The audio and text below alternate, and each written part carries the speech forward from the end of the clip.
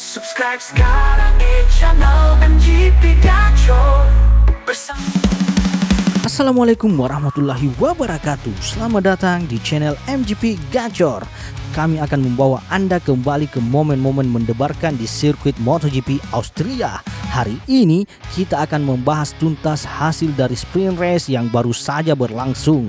Sebuah balapan yang penuh kejutan, drama, dan tentunya aksi luar biasa dari para pembalap terbaik dunia.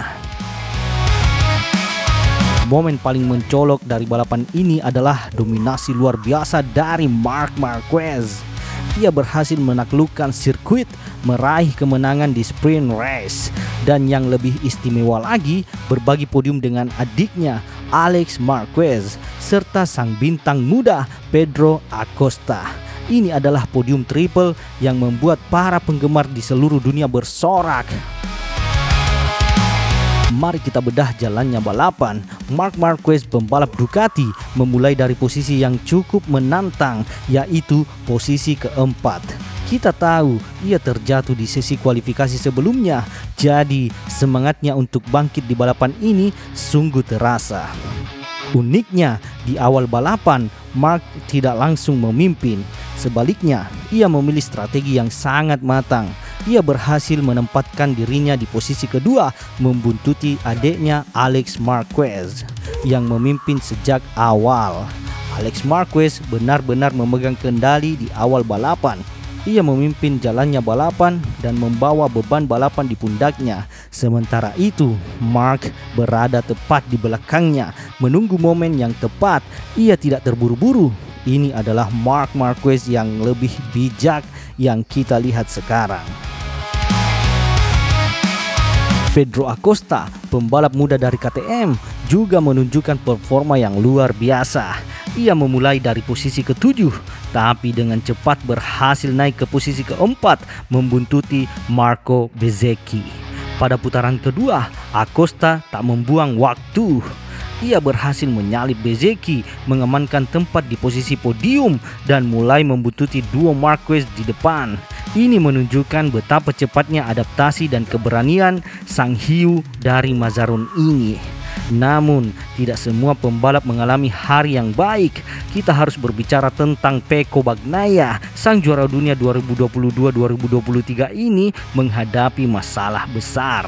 Ia memulai dari posisi ketiga, tapi motornya goyang di awal start dan ia langsung terperosok ke posisi ke-14. Keadaan semakin memburuk. Ia tak bisa menyalip, bahkan dengan mudah disalip oleh pembalap lain hingga akhirnya ia turun ke posisi terakhir. Puncak dari kekecewaannya terjadi saat ia akhirnya memutuskan untuk mengundurkan diri dari sprint race 6 putaran sebelum akhir.